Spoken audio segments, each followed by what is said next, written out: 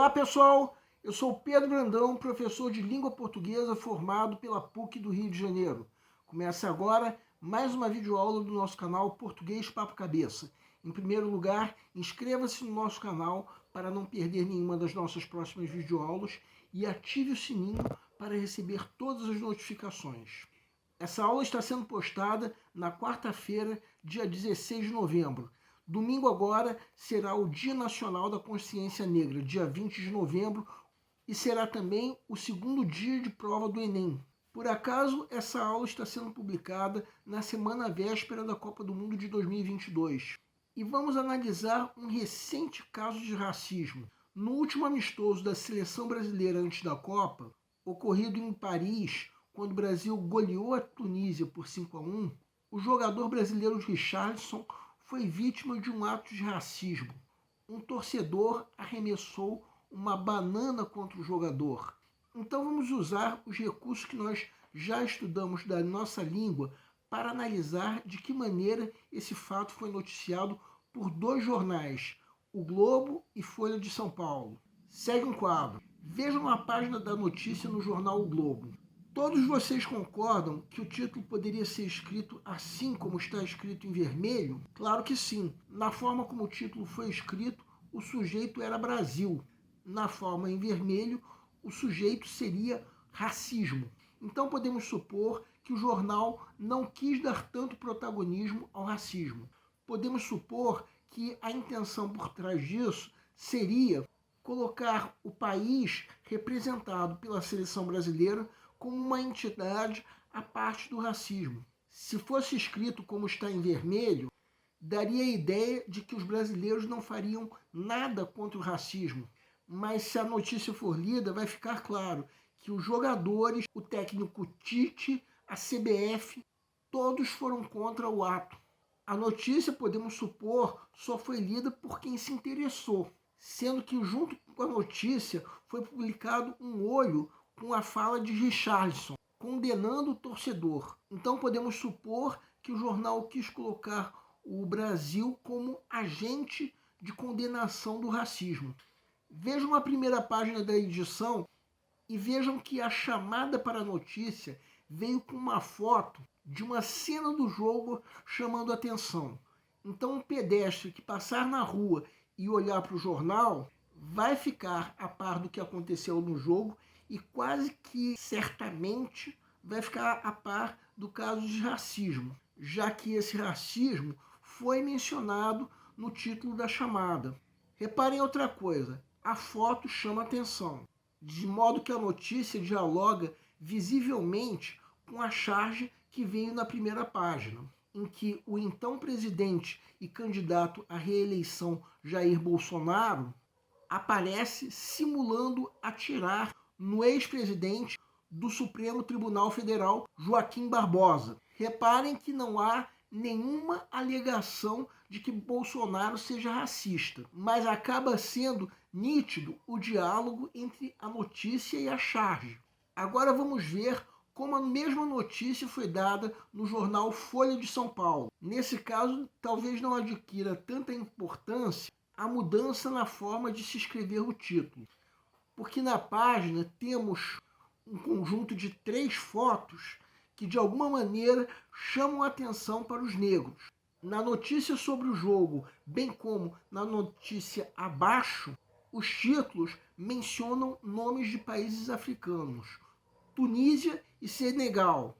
Então a página em si dá uma certa evidência aos negros, falando no fim das contas de suas origens históricas. Basta conhecer história para saber que os negros foram trazidos para o Brasil na condição de escravos. Agora vejam a primeira página da edição. Reparem que a notícia que nós estamos analisando veio com uma pequena chamada na primeira página. Então chegamos à conclusão de que a Folha de São Paulo deu uma certa importância ao fato, sim, deixando claro a existência do racismo, mas deu menos destaque do que o jornal O Globo. Essa aula ia ficar muito longa se nós analisássemos mais a fundo os editoriais de cada jornal no dia. Então vamos resumir. Nesse dia, o Globo publicou um editorial que responsabilizava Jair Bolsonaro pelo sigilo de 100 anos que seria imposto aos atos de seu governo, colocando o então presidenciável Lula como seu oponente, já que Lula prometia revogar esses sigilos em caso de vitória. Então, dialogando com a forma como apresentou a notícia, o jornal deu muita evidência ao ato de racismo num jogo de futebol. E essa evidência se contrapõe ao sigilo que Bolsonaro queria impor e que seu oponente Lula prometia revogar. Já o editorial da Folha de São Paulo no mesmo dia colocava que será difícil para o próximo governo evitar a dívida pública, mostrando que os presidenciáveis precisavam apresentar propostas para esse problema, o que ainda não tinha acontecido. Ou seja, nesse caso, nada colocava Bolsonaro como diferente dos outros presidenciáveis. Então, se o racismo era um fato notório naquele dia, ao mesmo tempo que o racismo é uma ideologia condenada pelo senso comum, a forma discreta como o fato ocorrido no jogo foi apresentado, teria, podemos supor, a intenção de evitar chamar atenção a um fato condenável num governo que, no fim das contas, não se diferenciava dos outros presidenciáveis, no sentido de não ter dado uma proposta de intervenção para o problema da dívida pública. Chegamos então à conclusão que nenhum desses dois jornais distorceu o fato ocorrido. Cada um deu uma atenção diferente para, de alguma maneira, direcionar o leitor a seus princípios editoriais. Agora vejam essa tirinha da série O Corpo é o Porto, do desenhista André Dahmer. Se precisarem, deem uma pausa. Transformar um racista em pessoa que foi mal interpretada. Como esse mágico aí da tirinha, há vários veículos de imprensa, igrejas, cabos eleitorais que fazem isso, distorcem os fatos, dizendo que um indivíduo como tal que jogou a banana não é racista, e sim foi mal interpretado. Como também aconteceu com um vereador que disse, com todas as letras, que não lavar a calçada é coisa de preto. Para negar o racismo, o mesmo vereador alegou que se referia a carros pretos de difícil manutenção, entre outras coisas que não convencem.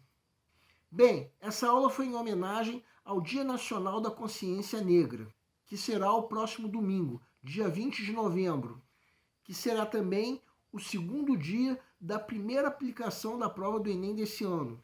A todos vocês que estão fazendo a prova, desejamos boa sorte. Lembrando que vocês, vestibulandos, sempre serão o foco do nosso canal. A nossa grande aposta, uma geração que está com novas tendências, entrando na universidade com a missão de mudar o mundo para melhor.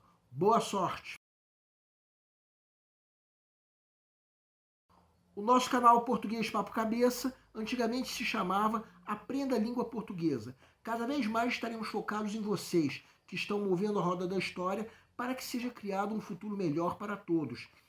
Então o nosso foco principal continua sendo os vestibulandos, que terão no nosso canal uma fonte importante de estudos de língua portuguesa, onde nós ensinaremos os recursos da nossa língua para que possam, em primeiro lugar, escrever de forma adequada, entre outros textos, a redação do vestibular. Em segundo lugar, para que possam interpretar textos de forma adequada, não apenas numa prova de vestibular ou concurso, mas também na leitura de textos que ajudarão vocês a se manterem atualizados. Cada vez mais nós teremos no nosso canal um Papo Cabeça. Ensinaremos nossa língua sim, mas de forma a estimular a inteligência que nasceu dentro de vocês e que precisa ser estimulada. E a missão do nosso canal é melhorar cada vez mais. Então vocês podem usar tanto o nosso e-mail quanto a nossa fanpage para fazerem qualquer comentário, elogio, crítica ou ainda reclamação sobre as nossas videoaulas. E vocês também podem usar tanto o nosso e-mail quanto a nossa fanpage para pedirem para esclarecer qualquer dúvida que vocês tenham sobre a matéria. E nós agradecemos a todos vocês que estão assistindo nossas videoaulas.